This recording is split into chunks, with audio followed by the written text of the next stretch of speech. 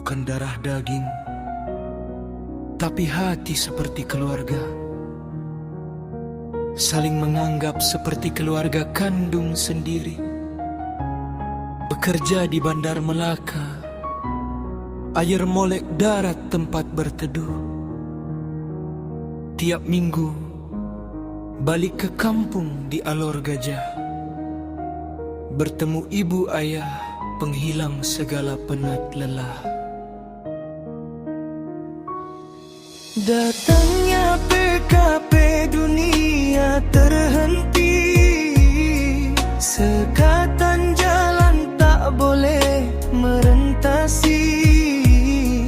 Dapat satu panggilan, ibu tak sebarkan diri.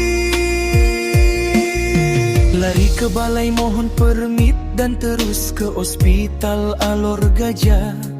Namun apakan daya, darah beku dan stroke berat penyakitnya. Ibu dihantar ke hospital Melaka, peluang pulih cuma sedikit. Kalau berjaya tak mampu jaga diri sendiri.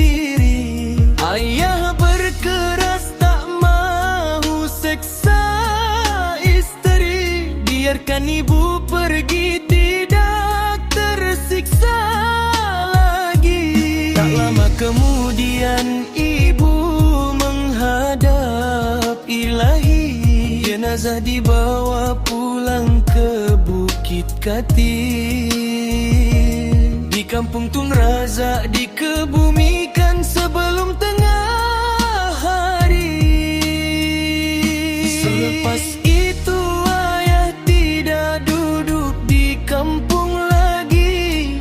Kembali di Bukit Katil, rumah sendiri. Setiap minggu kami bawa ayah jalan bersama, luahkan segala rasa di hati.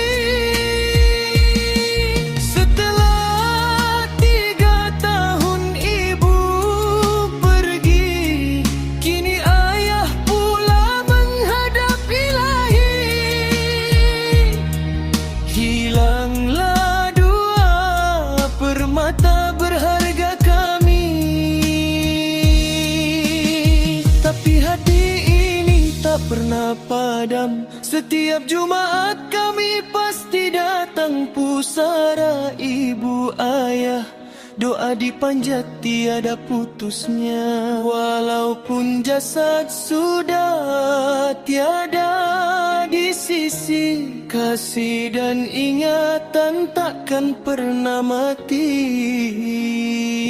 Ikatan keluarga angkat ini sungguh berharga, akan kekal sampai kemati.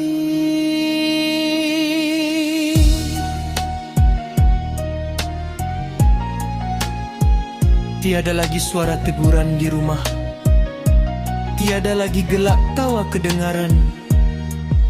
Namun setiap kali melawat pusara ibu ayah, rasa seperti mereka masih ada, menjadi semangat untuk terus hidup, menjaga perhubungan yang terjalin bersama keluarga angkat di air molek darat Melaka.